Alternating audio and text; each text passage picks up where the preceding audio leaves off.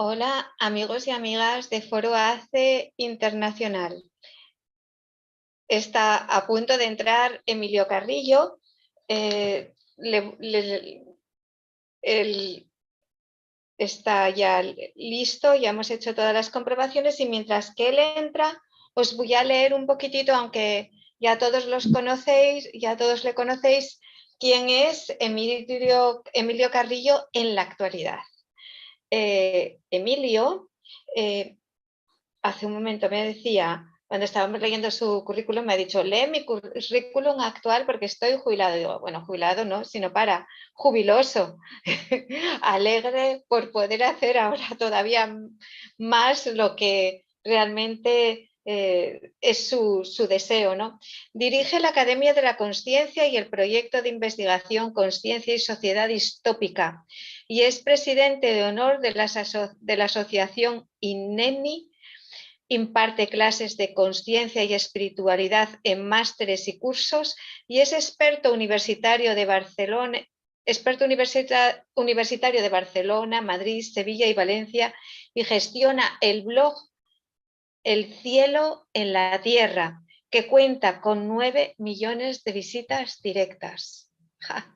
Yo le preguntaba, ¿y cómo te sientes, no? Con 9 millones que te miran ahí. Y Dios me decía, no lo he pensado. Y bueno, también comentaros que es economista, escritor, con 74 libros publicados y más de 500 artículos y conferenciante internacional. Bienvenido, querido Emilio, muchísimas gracias por esta posibilidad, ¿no?, de poder compartir contigo sobre un tema que sé que en estos momentos tienes una entrega a él, ¿no? Y que estás, incluso has dedicado de alguna forma tu último libro de distopía, de la distopía a la revolución, que está editado por Adalid Ediciones. ¿Qué nos puedes comentar sobre este libro, querido Emilio? ¿Qué es lo que quieres comunicar a través de él? Pues antes que nada, muy buenas, Ana, a ti y a todas las personas que te siguen. Para mí es un placer compartir contigo. Y con relación a lo que me plantea sobre el texto, yo creo que el telón de fondo tiene que ver con la consciencia. Y creo que es algo importante esta reflexión, por lo menos es importante para mí. Cuando hablamos de consciencia, cuando hablamos de despertar, cuando hablamos también de espiritualidad, creo que es muy importante el no olvidar que, como nos han enseñado siempre los sabios y sabias, la consciencia tiene una dimensión interior y una dimensión exterior. Es decir, la consciencia conlleva mirar hacia uno mismo, es lo que los maestros griegos llamaron el conocerse uno mismo, tiene que ver también con la introspección, tiene que ver también con la conexión con nuestro verdadero ser, con el ser que somos, más allá del estar en el que estamos. Y esa mirada interior de la consciencia es enormemente importante. Pero en paralelo es muy importante la mirada exterior. La consciencia es la capacidad de conocimiento de uno mismo, pero es también la capacidad de conocer la realidad en la que nos movemos. Y esa mirada exterior tiene también su sitio, por tanto, en el ámbito consciencial. Digo esto porque en muchas ocasiones hay una falsa dicotomía, ¿no? Como si el mirar hacia afuera estuviera reñido con el mirar hacia adentro, el mirar hacia adentro con el mirar hacia afuera. No, de la misma forma que tenemos dos ojos en nuestra vida cotidiana, pues la consciencia conlleva esta mirada que podríamos decir que es una mirada sinérgica, holística, complementaria de lo interior y de lo exterior.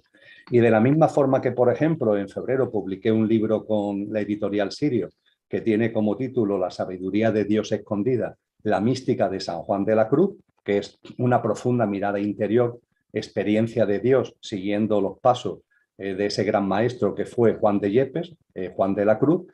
Pues este libro que tú comentas, que acaba de salir hace muy poquitos días, es un libro que mira hacia afuera y mira hacia afuera también desde la consciencia. ¿El libro qué es lo que pretende? ¿Qué es lo que persigue?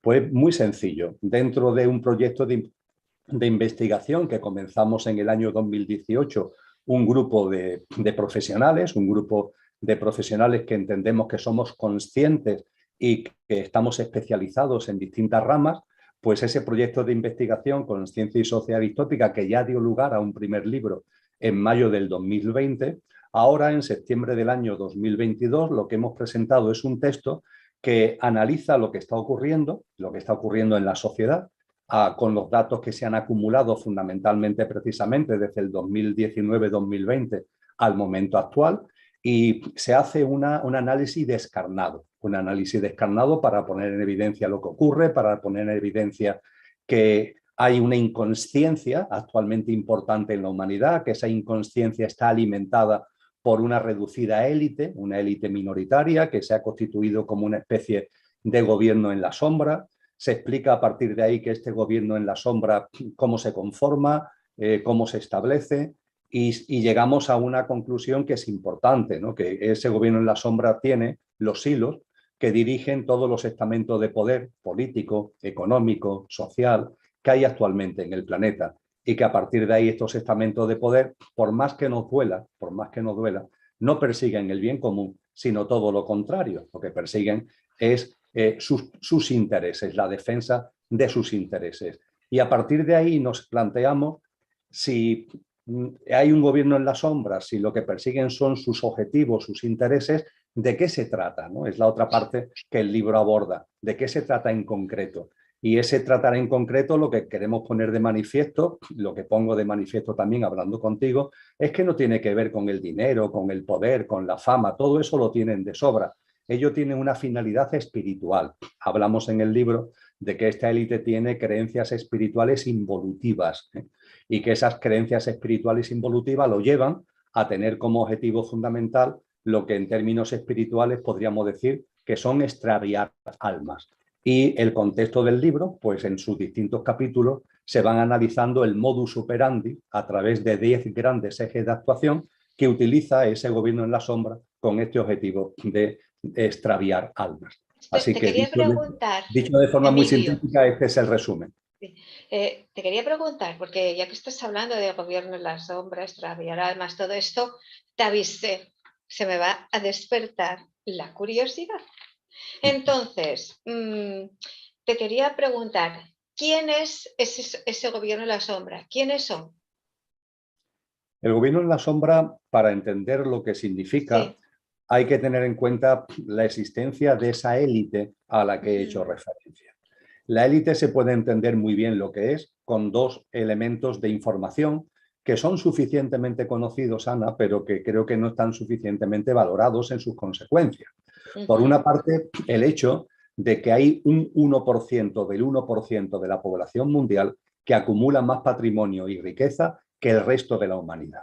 Este es un dato estadístico cierto, es un dato estadístico contrastado, es un dato estadístico que deriva de los datos, de las informaciones, incluso oficiales, que tenemos a nuestra disposición. El 1% del 1% de la población tiene más patrimonio y recursos que el 99,99% de la demografía mundial. Primer dato. Segundo dato, las grandes corporaciones multinacionales que se han convertido en los nuevos imperios. Siempre ha habido imperios en la historia de la humanidad. Hoy estamos ante un nuevo tipo de imperio. No son imperios naciones, seguimos hablando de Estados Unidos, de Europa, de China, pero eso es la superficie. Realmente lo que hay debajo son grandes corporaciones que se mueven por el planeta en este contexto de globalización a sus anchas, sin barreras, sin fronteras, y que actualmente ya mueven más del 80% de la economía mundial. Te En quiero el hacer una contexto, pregunta sobre esto que estás comentando. sí. Estos personajes, esta élite mundial, estos seres tan poderosos, pueden ser seres que conozcan muy bien el funcionamiento del inconsciente colectivo y cómo manejarlo, que aunque no tengan grandes valores espirituales y morales, puede ser que sepan manejar las masas directamente desde el inconsciente. Hablaba hace unos minutos Sí. de que esta élite, por sus objetivos, que fundamentalmente tiene que ver con extraviar almas, tienen Sí. distintos ejes de actuación. Esos ejes de actuación, a nuestro juicio, al juicio de los que hemos elaborado el libro, son 10. Fundamentalmente Sí. hay 10 grandes ejes. Y de esos 10 ejes, el segundo, precisamente, Sí. tiene que ver con lo que tú dices, es decir, con la manipulación del inconsciente colectivo. Podríamos decir que esta élite sabe perfectamente, y lo viene haciendo hace tiempo, cómo influir en el inconsciente colectivo. El inconsciente colectivo son sistemas de creencias, paradigmas, pautas de vida que asumimos como normales cuando no lo son. Asumimos como nuestros cuando realmente no son nuestros, sino que están inducidos desde esa manipulación del inconsciente colectivo. Y nuestro convencimiento es que esto se viene desarrollando hace mucho tiempo, pero ha llegado a su punto culminante desde el año 2019 fundamentalmente, donde lo que estamos viviendo de la mano de las distintas distopías que se suceden es posiblemente el mayor ensayo de ingeniería social en la historia de la humanidad. Así que efectivamente la manipulación del inconsciente colectivo es uno de los grandes ejes de actuación de esta élite. Entonces, volviendo un poco para tocar más en este tema, y en este caso, estas personas cuentan, claro, como son tan poderosas, con equipos de científicos en todas las áreas, en todos los diferentes aspectos de la ciencia, siempre que sean aspectos necesarios para realizar estas manipulaciones. Así que, en consecuencia, están usando nuestros cerebros. Las técnicas son Porque recurrentes. el cerebro es un órgano receptor emisor de información. Entonces, conectan directamente a través de nuestro cerebro. Hay dos grandes formas en la Sí. actualidad, Ana, dos grandes formas. Sí. Una que viene de antiguo, es recurrente, Sí. aunque ahora ha llegado a su máxima expresión, que es lo que en el lenguaje de la manipulación del inconsciente colectivo se conoce como la doctrina del shock. La doctrina del Sí. shock. Hay una obra en el año 2007 de una periodista canadiense, Naomi Klein, de la que nosotros bebemos a este respecto, que lo ilustra maravillosamente. La doctrina del yo, ¿qué significa? Que esta élite origina situaciones, origina o aprovecha a veces catástrofes naturales que ellos no originan, es decir, tanto cosas que ellos originan como cosas que suceden de manera natural, que provocan un impacto social, que tienen un impacto en la sociedad, ellos lo utilizan para eso que es la manipulación del inconsciente colectivo. Es decir, cuando sucede un acontecimiento, puede ser algo que tiene que ver con bichos, entre comillas, ¿no? Que afectan a nuestra salud, tiene que ver con conflictos bélicos, ¿no? que nos asustan, entre comillas, tiene que ver con catástrofes naturales, tienen que ver con grandes atentados terroristas, ¿no? Todo eso, provocado o no por ellos, lo utilizan siempre con el mismo objetivo: originar en la sociedad miedo, inseguridad e incertidumbre. Y en muchos casos ellos son los que originan los incendios, es decir, son los pirómanos que provocan el incendio y después se visten de bomberos para aparecer como los salvadores. Entonces, lo que Y habría aparecen, detrás, sí, lo que habría detrás de estos hechos sería una intención de crear una marea colectiva, porque eso ahí el ser humano que no está despierto es completamente arrastrado, es una forma de manejar las mentes, o sea, crear mareas colectivas, ¿no? no Entonces, ¿es solamente, eso? sí, Sí, por supuesto que sí, pero es más fuerte, porque no es que sí, sea arrastrado, es que sí. recibe de buen agrado. Es decir, el Ajá. bombero que ha provocado el incendio o que está utilizando el incendio propone unas medidas que antes del incendio serían inasumibles por la gente, pero que sin embargo, debido al shock que ha provocado el incendio, que ha provocado ese acontecimiento, la gente no solamente es que acepten las medidas, es que las aplauden, las ven como algo positivo, porque ante el miedo, la necesidad de seguridad, ante la incertidumbre, la seguridad de estabilidad lleva a la gente precisamente a aplaudir y a hacer suyas esas medidas. Eso es la doctrina del shock, pero ten en cuenta que además ahora, con las tecnologías 5G, que per se no son ni buenas ni malas como todas las tecnologías, pero no se nos puede olvidar que la tecnología 5G, fundamentalmente, donde tenemos que poner nuestra visión consciente, es en el entramado, en el sistema operativo tecnológico que conlleva, que son decenas de miles de satélites, dando vueltas a la Tierra y en interconexión entre ellos y con millones de estaciones bases sobre la faz de la Tierra. La foto final es que la Madre Tierra, todo lo que en la Madre Tierra vive y por tanto la humanidad, estamos en una especie de gran tela de araña cada vez más elaborada, cada vez más cerrada de distorsiones electromagnéticas.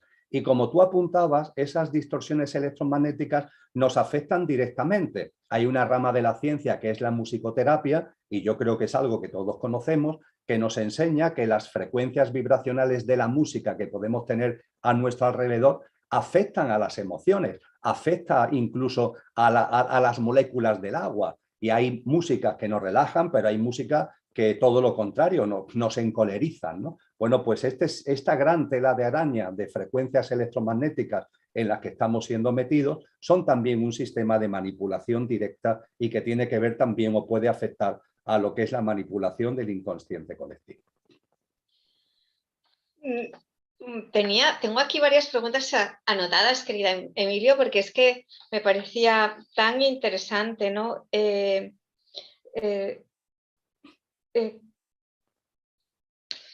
Me gusta siempre como dices, dentro de todo este mundo, estamos en toda esta maraña, en todo este lío terrible, ¿no? En el que dices, bueno, todo esto lo comprendemos, pero y todas las personas que pierden trabajos, que están en situaciones de inestabilidad o que están viviendo un conflicto bélico, en fin, todo este drama, ¿no? Entonces, ¿qué acciones? ¿Cómo podemos actuar para, en toda esta situación y sabiendo todo esto que tú nos estás comentando, teniendo alguna idea de ello, ¿cuál es la actitud que nos puedes recomendar? Fíjate que el título del libro es De la Sí. distopía a la reevolución. La distopía tiene que ver con lo que acabamos de compartir, la manipulación del inconsciente colectivo, el gobierno en la sombra, etcétera, etcétera. Y en el libro se detalla, se analiza capítulo por capítulo cada eje de actuación para que tengamos una idea cierta y concreta, una información fundamentada del volumen y del nivel de la distopía en la que estamos. Pero ahora bien, cuando esto está sobre la mesa, y no, evidentemente, requeriríamos mucho tiempo, ¿no? Imposible de resumir en un vídeo todos los contenidos que hay al respecto. Cuando esto lo tenemos sobre la mesa, surge inmediatamente la pregunta del qué hacer. Cuando ya por fin asumimos, y es muy importante asumir que estamos en una distopía, cuando eso lo asumimos, surge la pregunta del qué hacer.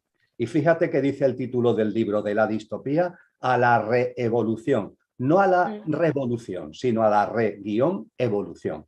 Ahí está la respuesta que puedo compartir contigo. El quid de la cuestión no está en la revolución, que es lo que históricamente la humanidad ha intentado. El quid de la cuestión no está en la lucha, el quid de la cuestión no está en la resistencia, porque esta distopía nos pone de manifiesto que el sistema en el que estamos, el sistema socioeconómico, el entramado político institucional en el que nos encontramos, es una casa que se está cayendo. De ahí la distopía precisamente. Es una casa que es una ruina desde los cimientos. Y cuando estamos en una casa que es una ruina desde los cimientos, no nos vamos a poner a reformar los cuartos de baño o la cocina, ¿verdad? No nos vamos a poner a remodelar los tabiques o a arreglar el tejado. Hace falta una casa nueva. Y el qué hacer que tú me dices, para todas las personas que lo están pasando mal y para las personas que lo estén pasando menos mal, es tomar conciencia de que la casa es una ruina, no plantearse gastar energías en ningún tipo de acción, de lucha, de resistencia, de reforma, de mejora de esa casa, porque no tiene ningún sentido, y poner toda nuestra creatividad, poner toda nuestra energía en la construcción de una nueva casa. Y a partir de ahí, la construcción de una nueva casa no son palabras, es una práctica de vida. Y nosotros hacemos una especie de glosario de prácticas de vida que van dirigidos precisamente a eso, a crear una nueva realidad, a ser semillas de una nueva humanidad. El germen fundamental, por tanto, es no lucha, sino crear la nueva realidad. Y a partir de ahí, una toma de conciencia para que lo que creamos no tenga que ver con nuestro pequeño yo, sino que tenga que ver con lo que realmente somos. Es decir, lo que lanzo fundamentalmente el mensaje es de que aparte de no gastar energías intentando reformar o pelear contra una casa que es una ruina, la creación de la nueva pasa por una práctica de vida, pero esa práctica de vida no es la que en términos espirituales podemos denominar el pequeño yo, no es el de nuestra personalidad, no es el de nuestro yo físico, emocional y mental y la personalidad a él asociada, sino que tiene que estar en coherencia con lo que somos. Y el ser humano es inmortal, el ser humano tiene un componente con el nombre que cada uno le quiera dar, alma, espíritu, energía, consciencia, luz, el nombre que cada uno quiera, que es imperecedero. Y la práctica de vida que genere la nueva casa, y esa nueva casa es una nueva humanidad, ha de ser algo en coherencia y consistente con lo que realmente somos, con ese ser al que acabo de hacer referencia. Y a partir de ahí, pues insisto, planteamos una amplísima batería de prácticas de vida que van desde el estilo de vida a cómo equilibrar nuestro mundo emocional y mental o cómo afrontar lo que denominamos muerte, que realmente no existe, porque como repetí anteriormente, lo que realmente es imperecedero. Sí, porque la muerte es tan solo un pensamiento. Lo que un poco de forma personal veo todo esto que está sucediendo como algo muy positivo, porque estamos viviendo momentos en los que realmente se nos ofrece la posibilidad de trascender y de ser libres. Y en realidad también observando las estrategias de aquellos que han sembrado o que han generado, digamos, este pensamiento materialista en el que vivimos, es tan fácil como que cada uno de nosotros podemos generar ese otro pensamiento trascendente. O sea, realmente es como en todas las tradiciones, tanto en Oriente como Occidente, se dice, y bueno, personalmente lo vivo así, que este mundo es una ilusión, ¿no? Entonces, en vez de tomárnoslo todo tan en serio, pues ir a esa dirección de crear y de encontrar esos caminos o esas estrategias que primero nos conduzcan a esa liberación, realización, para poder desde ahí crear y cambiar lo que nosotros mismos hemos creado. O sea que, aunque todo, digamos, es que esto está en manos de una élite, pero es que si el pensamiento como humanidad estuviese en un nivel más avanzado, no existiría. Vamos a ver, lo que está en manos de una élite es la casa que es Sí, una ruina, ¿vale? sí. A partir de ahí, lo que tenemos que hacer es situar nuestra consciencia, y Sí. nuestra consciencia conlleva nuestros pensamientos, como tú dices, nuestras emociones, nuestra cotidianidad y nuestra práctica de vida de todos los días, Sí. situarla en algo distinto, para crear, como tú Sí. indicas y como yo decía antes, algo distinto. Este Sí. mundo, este sistema socioeconómico, este entramado político institucional está en manos de los que están y se está derrumbando. Esto está además anunciado por maestros y maestras. Esto está anunciado por las grandes tradiciones espirituales. Cristo Jesús y el cristianismo es emblemático anunciando todo esto que estamos viviendo. A partir de ahí, ¿de qué se trata? De que si esta casa se está cayendo, como tú muy bien has indicado, esto hay que vivirlo como una oportunidad. Hay que vivirlo con esperanza, hay que vivirlo con fuerza y con ilusión, porque como la casa se cae, está claro que es el momento de crear la nueva casa. Y esa nueva casa se crea, como tú has indicado, como yo vengo insistiendo, desde una práctica de vida donde todo lo que está sucediendo aquí lo miramos, lo observamos, lo conocemos, claro que sí, porque en consciencia hay que conocerlo, pero desconectamos. Hay una especie de disidencia, en desconectamos. Yo ya he decidido no vivir conforme a los paradigmas, los sistemas de creencias, las pautas de vida, los hábitos que ese mundo quieren que yo viva. He decidido desconectar. Y en la medida de lo posible, no es posible al 100%, pero siempre, siempre hay margen de maniobra, vamos viviendo de otra manera. En la medida en que vamos viviendo de otra forma, en la medida en que vamos dejando una forma de vida aferrada a lo egoico, a lo egocéntrico, a lo materialista, que es este viejo mundo y que tiene que ver con el pequeño yo, y vamos viviendo de una forma más coherente con lo que realmente somos, que es altruista, que es generosa, que tiene una forma de enfocar la vida compasiva, amorosa, que pone sobre la mesa todo lo que son los grandes atributos de lo que realmente e ideales de lo que realmente es el ser humano, vamos configurando algo nuevo que es la semilla de la nueva humanidad. Y en la configuración... Una cuestión, Emilio, sería que en este avance que vamos a vivir como humanidad, del que vamos a ser testigos, se va a llegar a un número importante de personas que, según lo que tú estás comentando, van a vivir con conciencia de alma, con presencia, y que eso es lo que va a hacer.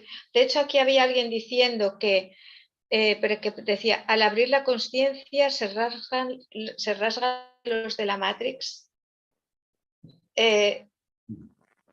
Claro, hay una expresión que está sacada, que es la introducción de ese libro que marcó tanto una época, ¿no?, de acercamiento a estas cosas hace muchas décadas, que fue La rebelión de los brujos, que dice que viene a decir que la inteligencia es como un paracaídas, que se usa cuando se abre. Bien, yo diría que la consciencia es un paracaídas, que realmente solamente puede usarse cuando se abre. Y efectivamente, ha llegado el momento de abrir la consciencia. Que la nueva humanidad va a ser una realidad, insisto, que está anunciado por todas las tradiciones. Hay actualmente muchas personas en introspección profunda, en estados de alta contemplación, los que llamamos yogis, lo que llamamos maestros en la actualidad, que perciben que además eso es un hecho cierto que está aquí, aunque nos insisten, como nos insistió esa figura emblemática, ¿no?, ese gran hito para la humanidad que fue Cristo Jesús, que nadie sabe ni el día ni la hora, con lo que no acudamos a los calendarios ni a las fechas. Lo que tenemos que estar atentos es a las señales y a las dinámicas. Y creo que lo que podemos percibir en la actualidad es que estamos en una dinámica donde lo viejo ya no vale. Creo que por poquita conciencia que vayamos abriendo, podemos darnos cuenta que se necesitan ya unos ojos nuevos para un mundo nuevo, que se necesita que nuestras energías se focalicen en la creación de eso nuevo y no en la pelea con lo viejo. De ahí que no caigamos en la revolución, sino que pasemos a una nueva idea mucho más profunda, que es la reevolución, y todo esto vivámoslo con una esperanza, incluso con alegría, porque que ese viejo mundo que desde los cimientos está corrompido, desde los cimientos se está hundiendo, es el paso a una nueva humanidad. Y tú me preguntabas, el número de personas. Bien, el número de personas es muy sencillo. El proceso está en marcha. La nueva humanidad será, cuando corresponda, aunque no sepamos ni el día ni la hora, una realidad. Y a partir de ahí, ¿quién está invitado a la nueva humanidad? Podríamos decir de una forma gráfica. ¿Quién está invitado a esa nueva humanidad? Pues muy sencillo. ¿Quién se invite? ¿Quién se invite? Las entradas a esa nueva humanidad no se van a comprar en ninguna taquilla, ni se van a comprar por internet. Tienes que elaborarla tú mismo. Si quieres ser partícipe de esa nueva humanidad, empieza a vivir ahora con los parámetros, con los fundamentos de esa nueva humanidad. Esta es la gran cuestión que tenemos por delante. La élite quiere extraviarnos para que no nos invitemos a la nueva humanidad cayendo en la inconsciencia. Y lo que estamos hablando tú y yo aquí, lo que intentamos desarrollar con profundidad en el libro, es la necesidad de que nos invitemos a la nueva humanidad. Así que esta es la gran pregunta, Ana. ¿Estoy invitado a la nueva humanidad? Y esa invitación la tengo que fabricar yo mismo. Yo creo que algunos no es solamente que estén invitados, es que es lo que más anhelan. Creo que hay un movimiento con tanta luz y con tanta fuerza en toda la Tierra de tantas personas que dicen, ahora está llegando ese momento, ¿no?, esa oportunidad. Me llama la atención porque dices que Jesús y que en todas las tradiciones está profetizando a este momento.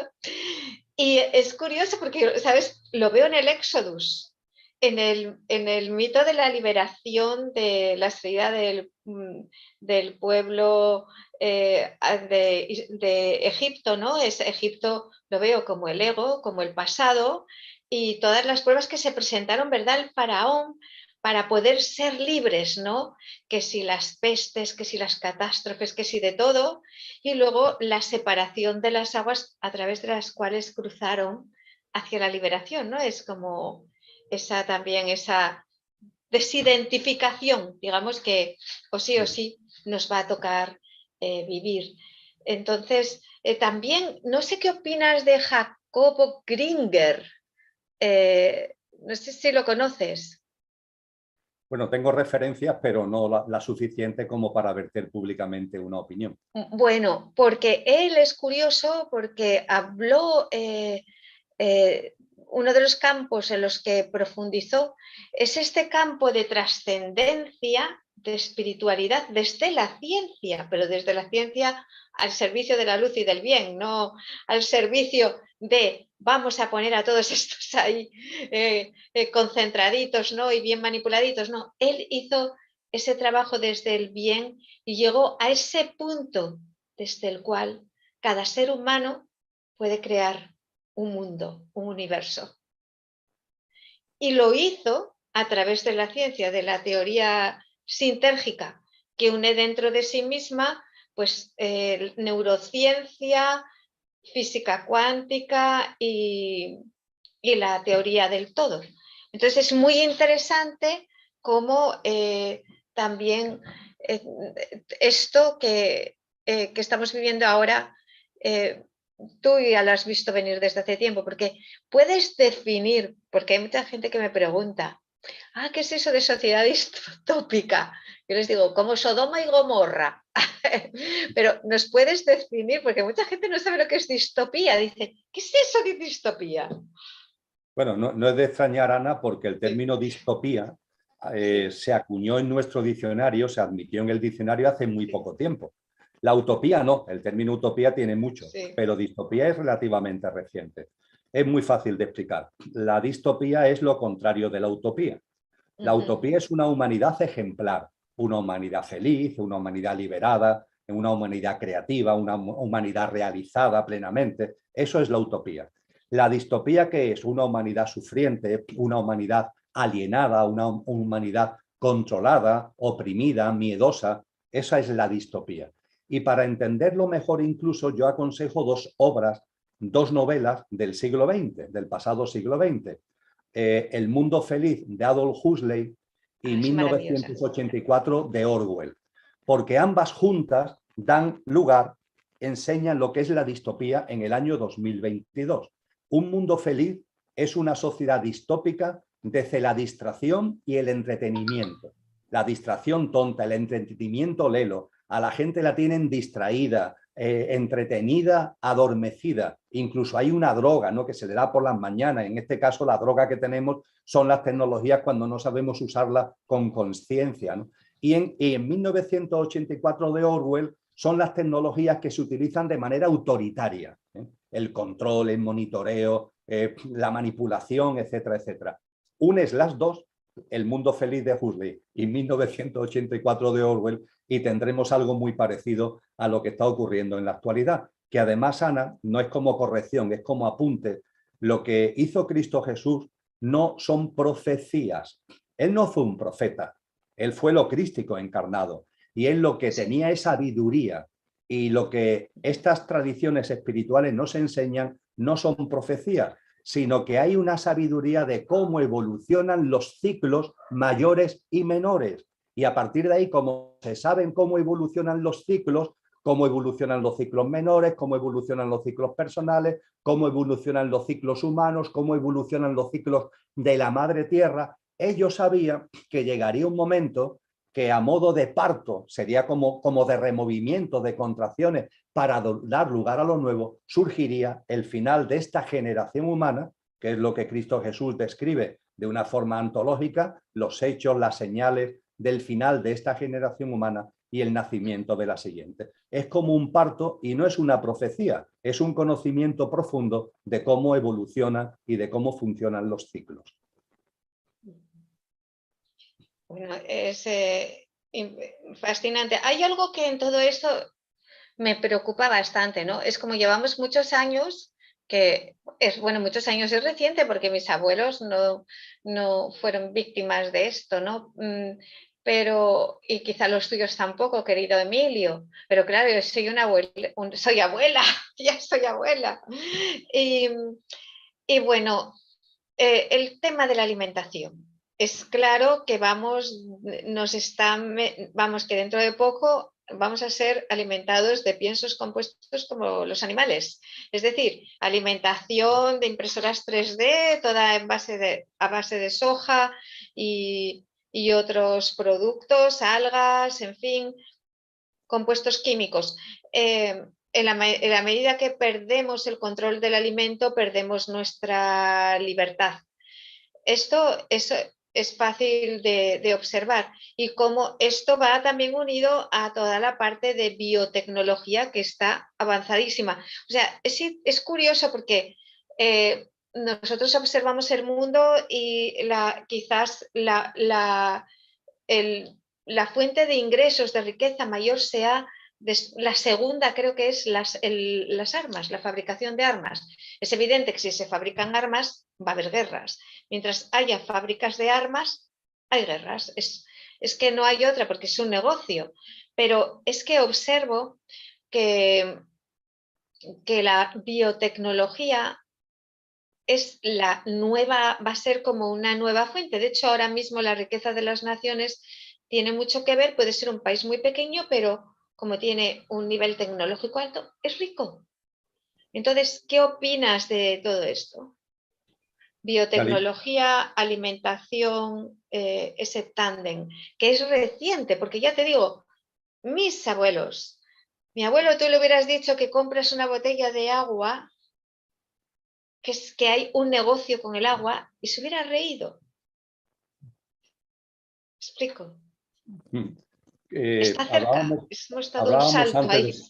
Hablábamos antes de Cristo Jesús y él decía que las señales de que estábamos en el final de la generación humana serían que los males de siempre se darían con más intensidad que nunca, cosa que está ocurriendo en la actualidad, pero que además a los males de siempre con más intensidad que nunca se le unirían nuevos males que la humanidad nunca antes había conocido. Tú has puesto el dedo en la llaga. Estás hablando de la biotecnología. Antes hablábamos de las distorsiones electromagnéticas. Nuevos males que la humanidad nunca antes había conocido. Esto es una señal de que se nos puso sobre la mesa en este conocimiento de cómo evolucionan los ciclos.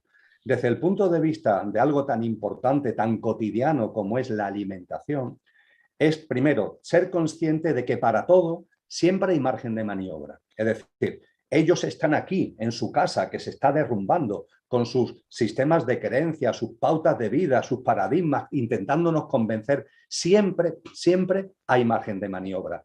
Y desde el punto de vista de la alimentación, yo haría una llamada a que nos centremos menos en la salud y más en el amor. Menos en la salud y más en el amor. Yo creo que esto es lo que puede transmutar cualquier cosa. Y soy más preciso todavía. No es de recibo que personas conscientes nos sigamos alimentando con base en el daño a otros seres vivos. Ha llegado el momento de decir no a una alimentación basada en el daño a animales que tienen sistema nervioso y la misma capacidad de sentir placer y dolor que nosotros mismos. Por tanto, hay que abogar por una alimentación vegetariana, porque las plantas tienen mundo emocional, pero no tienen la capacidad de sentir placer y dolor como nosotros. Que la reverencia por la vida, la compasión nos llene. Junto con eso, Ana, es muy importante que seamos conscientes que nosotros tenemos una fuente de alimentación que es la vida que nos rodea. Es lo que los orientales llaman el prana, es lo que en Occidente llamamos la vitalidad. Y la vida y la vitalidad, el prana nos rodea. Y no estamos siendo capaces en conciencia de alimentarnos de ese prana. No estoy diciendo que dejemos de comer. Desde luego sí estoy diciendo que dejemos de comer cadáveres, que dejemos de comer carne. Pero no estoy diciendo que dejemos de comer. Pero sí estoy hablando, hay ya personas de hecho que no comen, se alimentan de la vitalidad, se alimentan de la luz. Hay maravillosos reportajes en internet sobre vivir de la luz, pero que seamos conscientes que hay un prana, que hay una vitalidad a nuestra disposición que podemos recoger en contacto con la naturaleza, porque la naturaleza, el sol, la montaña, los parques, la playa, son los grandes suministradores, los grandes nutrientes de prana. Y eso tenemos que meterlo más cada vez en nuestra vida y hacer una dieta más equilibrada, una dieta más sana, una dieta que no dañe y en nuestra dieta incluir el baño de sol, incluir el contacto con la naturaleza incluir en consciencia lo que es ese contacto con el prana y con la vitalidad que nos va a eliminar hambre y nos va a retirar la necesidad de tanta alimentación, porque también es verdad que sobre todo en Occidente las comidas son un exceso y nos hemos habituado a comer en exceso sin ningún tipo de dudas. ¿Qué opinas de, porque los evangelios de los esenios dan como prácticas para alimentarse en armonía con la naturaleza? ¿Qué opinas de la dieta esenia? Estoy totalmente de acuerdo con ella. Sí. Hombre, siendo conscientes de que es la dieta de hace algo más de 2000 años, hace 2000 años aproximadamente, pero la dieta esenia, todo lo que tiene que ver con el mundo ayurvédico, ¿no? Y la alimentación ayurvédica, no solamente la medicina, sino las enseñanzas de los antiguos Vedas acerca de la alimentación, que están llenas de conciencia, es lo que tenemos que tener en cuenta. Y todo eso, desde luego, Ana, pasándolo o ligándolo a algo muy importante, que es el sentido común. Es que parece que a veces perdemos el sentido común o lo dejamos metido en un cajón. Está claro, ¿no?, que esta distopía, esta casa vieja que es una ruina, nos quiere meter en una forma de alimentación que no es realmente alimentación. Es quitar el hambre, que es una cosa muy distinta a alimentarnos. Una cosa es quitarnos el hambre y otra cosa es la alimentación que aporta nutrientes y que nos mantiene con jovialidad, nos mantiene con vitalidad, nos mantiene con fuerza. Si nos fijamos en lo que hoy se llama alimentación en este mundo distópico, no es alimentación. Quita el hambre, pero no nutre. Quita el hambre, pero no te alimenta. Creo que es una alimentación malvada, porque es para generar adictos. Y son alimentos llenos de azúcar y de porquerías para generar adicción a un alimento que es como un medicamento. O sea, si lo hueles o no estás acostumbrado ya a comer cosas así, es por Dios, es como una medicina, igual que los perfumes esos, que es como huelen, que te matan, ¿no? Que es como un bofetón de ahí a, yo qué sé, si huelen a insecticida, digo, ¿y cómo pueden pensar que esto huele bien si es como un insecticida? Pero bueno, si eso, hice una vez un experimento cruel, lo reconozco. Le eché un poco de perfume a una araña, se puso negra, empezó a retorcerse, se quedó negra. ¿Te imaginas? Sí, esa es la realidad. Lo reconozco que fue una crueldad, lo hice hace muchos años, porque necesitaba experimentar. Pero dije, por Dios, qué horror. ¿Qué estamos haciendo, no? Digo, si no hace falta fumigar, les echan un poquito de perfume y se los cargan a todos. Pero este experimento, que efectivamente es cruel, que tú comentas, Ana, no lo probéis. Me lleva a otro experimento que también es cruel, pero que me lo ha recordado lo que tú has dicho acerca de la araña, y es un experimento que explica muy bien lo que está ocurriendo en los términos que estamos tú y yo compartiendo sobre la distopía, la revolución, la nueva humanidad, etcétera, etcétera. La masa crítica de conciencia, yo coincido contigo, que ya hay una masa crítica de conciencia suficiente para configurar esa nueva humanidad, que estamos como esperando que más gente, más almas, más personas también se sumen, y es como un compás de espera para que seamos cuanto más mejor, pero la masa crítica necesaria ya está aquí. Y me refiero, en lugar de la araña, a la rana. El experimento, el fenómeno que se conoce con el nombre de la rana hervida, ¿no? Y que nos dice que cuando a una rana tú la metes en un recipiente con agua, que ese recipiente con agua lo pones en un hornillo y lo vas calentando poco a poco, ¿qué es lo que sucede? Que la rana al principio está contenta en el agua, pero como el agua se va calentando poquito a poquito, le va entrando un sopor y finalmente muere hervida. Pero el experimento tiene una segunda fase, y es que en lugar de echar la rana en un chisme con agua, ¿no?, que estás en un hornillo calentándolo poco a poco, no, lo que hacemos es que echamos a la rana, pero en lugar de calentarlo poco a poco, ese recipiente con agua, le damos calentones muy fuertes. ¿Qué es lo que sucede? Que la rana se da cuenta y la rana brinca, la rana salta, la rana pasa a otra realidad.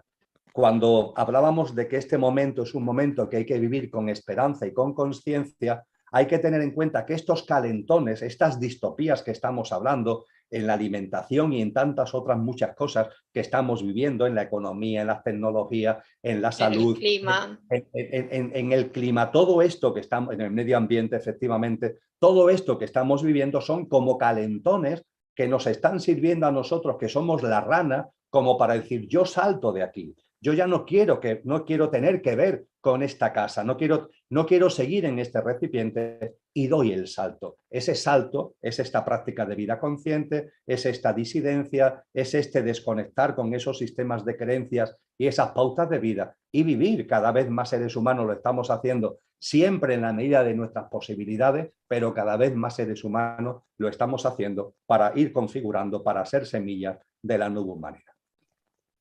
Bueno, Emilio, se nos ha ido el tiempo volando porque contigo, cómo no. Aún así, hay una última pregunta que dice que te la voy a hacer porque es que me da no sé qué no contestarla, ¿sabes? Soy débil, soy débil. Entonces dice, ¿por qué el afán de alimentar a la humanidad con insectos la quieren enfermar? Pobres insectos. Vamos a ver, los insectos no enferman. Los insectos no, que quieren enfermar a la humanidad alimentándonos con insectos. Sí, sí, pero quiero decirte que los insectos en sí no son ni buenos ni malos. Es decir, que los insectos no nos van a envenenar. Lo que nos envenenan son otras cosas.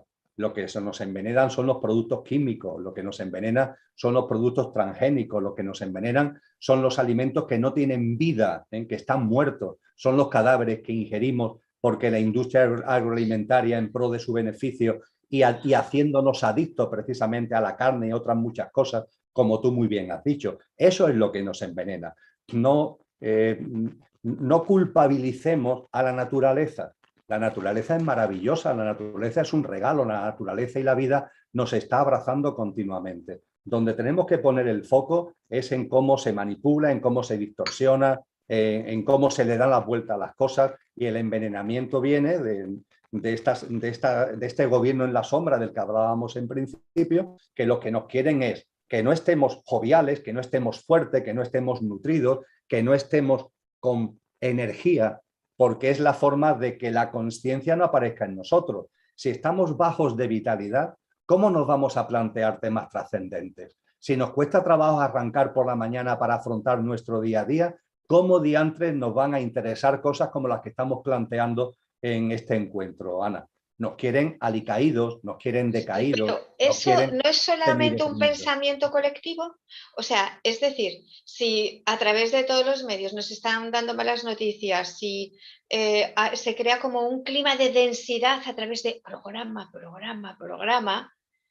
en realidad tú acabas teniendo ese pensamiento, pero eso es solo un pensamiento. O sea que en realidad, si nos damos cuenta que todos son simples pensamientos y que tenemos un sol gigante que nos ilumina y que estamos totalmente rodeados de energía, ¿cómo podemos pensar que no tenemos energía si vivimos, todo vive en un campo de energía vibrante y lleno de información?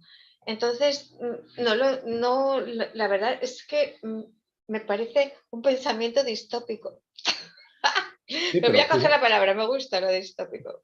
fíjate, Ana, que Sí, la vida nos rodea, la sí, vida nos nutre, nos da sí, vitalidad, la sí, naturaleza en sus amplias expresiones, el sol. Ahora bien, en esta casa en la que estamos actualmente, que se está cayendo, sí. el hábitat de vida del ser humano, ¿cuál es? En un tanto por ciento abrumador, son las grandes ciudades. Y las grandes ciudades, ¿qué tiene la gente a su alrededor? Cemento y alquitrán, alquitrán y cemento. ¿Dónde está ahí la naturaleza? ¿Dónde está ahí la fuerza de la vida? Está, pero muy mermada. Esta es la razón de que tantas personas se encuentren hoy deprimidas, decaídas, alicaídas, que le faltan vitalidad. Y el consejo ante esto no es que tomen pastillas, sino que se vayan al parque más cercano, porque en las grandes ciudades algún parquecito cercano habrá, ¿no? Y que con cierta frecuencia vayamos a ese parque y contactemos con la naturaleza. Y desde luego que el sistema de creencia lo vayamos cambiando. Esta casa, al hilo de lo que tú comentabas hace un momento, esta casa que es una ruina, nos ha convencido de que vivimos en la escasez. Y eso es mentira, eso es un engaño. La vida, la naturaleza, el mundo en el que realmente vivimos, la madre tierra, el universo, no es escaso, vive en la abundancia.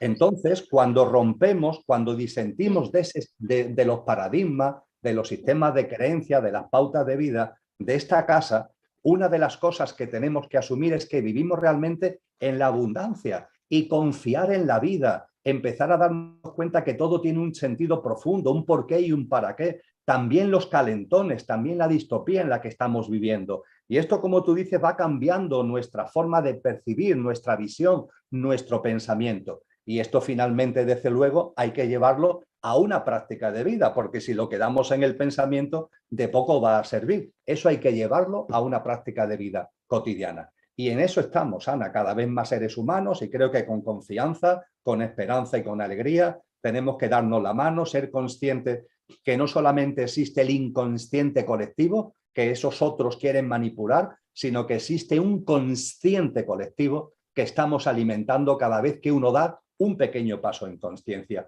Cuando tú das un pequeño paso en consciencia, cuando yo doy un pequeño paso en consciencia, eso lo aportamos al consciente colectivo y cuanto más fuerte sea el consciente colectivo, será como un viento a favor. El camino tiene que hacerlo cada uno de la consciencia, la invitación, como yo decía antes, a la nueva humanidad, a la nueva generación humana, tiene que hacerlo cada uno, pero con el consciente colectivo fortalecido, como creo que estamos haciendo cada vez más, ese camino que cada uno tiene que hacer no se hace con el camino en contra, manipulación del inconsciente colectivo, sino que se hace con el viento a favor del fortalecimiento del consciente colectivo.